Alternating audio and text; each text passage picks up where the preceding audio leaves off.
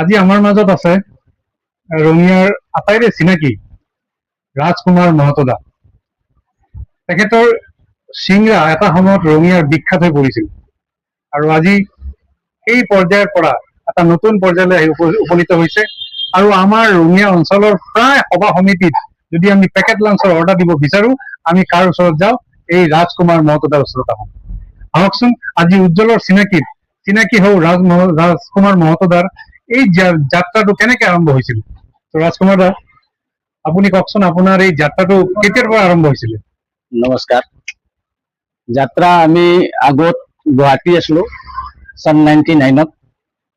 তাৰপিছত আমি গুৱাহাটীৰ পৰা ইয়াতে ভুজিয়া বিস্কুট মিক্সাৰ ফেৰি কৰি কিনি ৰঙিয়া আহি পালো 2006 চনত।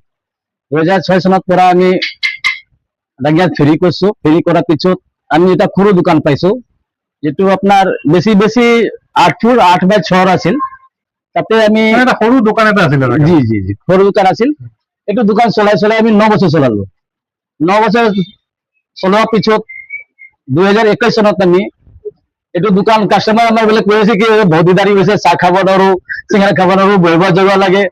এটা জনতাৰ আশীৰ্বাদ, আমাৰ কাস্টমাৰ আশীৰ্বাদ হৈ কিনি এটা আমি ডাঙৰ দোকানটো আমি ওচৰতে পালো। যেটো আগত মায়া আছিল, এতিয়া আমাৰ আদিত্য চুইট হ'ল। এইটো দোকান হৈ গেল আমাৰ কৃষ্ণ ভাণ্ডাৰ জেনেৰেল ষ্ট'ৰ সন্মুখত হৈছে। স্যার আমার হয়ে গেল কি একদম বহুত ল ক্লাস। আমি ইমান পয়সা থাকা মানুহ নাই যে আমার এতিয়ালৈকে আমি কষ্ট কৰি আছো। দোকান ডেভেলপ কেনে কৰো বিচাৰি আছো, আৰু মোক আশীৰ্বাদ লাগে। এতিয়া মই যিমান অফিস আছে, যেনেকৈ পোস্ট অফিস হল, মিউনিসিপাল বোর্ড অফিস হল, বা আমার ভারতীয় ভবন হল, আমার বন্ধন ব্যাংক হল, আমার ওচৰত যিমান অফিস আছে সবে অফিস পৰা আমি সৰু পেকেট লাঞ্চ বা কিবা চাহ নাস্তা একবাৰ ফোন মাৰিলে আমি দৌৰ মাৰি যাওঁ তাতে। আসলে মই জানিব বিচাৰো ৰঙিয়াবাসী ৰাইজক যে ৰঙিয়াবাসী ৰাইজে থানাখন পাৰ হৈয়ে ৰাজকুমাৰ দাৰ দোকানটো পায় আৰু ইয়াতে আপোনাৰ মিঠাই একদম পিয়ৰ তেওঁলোকে নিজে বনোৱা মিঠাই তেওঁলোকে আগবঢ়াই আহিছে।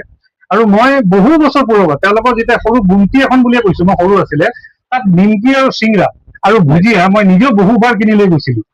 তো হঠাৎ তেওঁলোকৰ পাব্লিক ডিমাণ্ডৰ কাৰণে, তেওঁলোকৰ বস্তুৰ চাহিদাৰ কাৰণে তেওঁলোকে এখন ডাঙৰ দোকান বিচাৰিব লগা হ'ল। আৰু এতিয়া ইয়াতে পুৰণতে এখন মহামায়া হোটেল বুলি এখন আছিলে চাহ দোকান, তো তাতে তেওঁলোকে শিফ্ট হ'ল আৰু আজি তেওঁলোকে খুব সুন্দৰকে ইয়াত অতিবাহিত কৰিছে। গতিকে আপোনাৰ ইয়াত কি পায় এবাৰ কৈ দিয়কচোন ৰাইজক। এতে যেনে আপোনাৰ বিয়াৰ অৰ্ডাৰ হৈ গেল, বিয়াৰ যিমান অৰ্ডাৰ আইটেম আছে আমি এইটো দিব পাৰো। বাৰ্থডে কেক হৈ গেল বা চিঙাৰা, নিমকি, ভুজিয়া, মিক্সচাৰ যিমান আছে, দহি হৈ গেল, জিলেবি, এতিয়া জিলেবি হল, মিষ্টি বনাও, দেশীগিরা মিষ্টি বনাও, দেশীগির জিলেবি বনাও। অর্ডার যি পাও অর্ডার হিসাবত কাম কৰো। দোকানত আপনাৰ যেটো বস্তু আমাৰ ইমান ডাঙৰ দোকান নাই, তথাপি আমি সৰু পৰা আৰম্ভ কৰিছো, তো অলপ ভাল দিবাৰ চেষ্টা বাৰে কৰি আছো। প্ৰত্যেক বছৰটো আমি চেঞ্জ কৰি দিওঁ আইটেম। আমি যদি এতিয়া ৰঙিয়াত আপোনাৰ কিমান বছৰ হ'ল? ৰঙিয়া আপনাৰ মোটামুটি মোৰ দোকান দিওঁতে হৈ গেল 6 বছৰ, 15 বছৰ হৈ গেল। 15 বছৰ। সৰু গুমটি 9 বছৰ, এইটো ডাঙৰ হল তাইছে 6 বছৰ হৈছে। গতিকে 15 বছৰৰ পৰা তেওঁলোকে খুব সুন্দৰকে ৰঙিয়াত আগবঢ়াই আহিছে মিঠাই, খুব সুন্দৰ মিঠাই। আহিব আপোনালোকো, বিশেষকে জিলাপি এতিয়া নতুনকৈ তেওঁলোকে এখন সৰুকে দোকানৰ সন্মুখতে এখন ষ্টল এটা দিছে জিলাপি। গতিকে জিলাপিৰ সোৱাদ লবলৈ আপোনালোকে আহিব।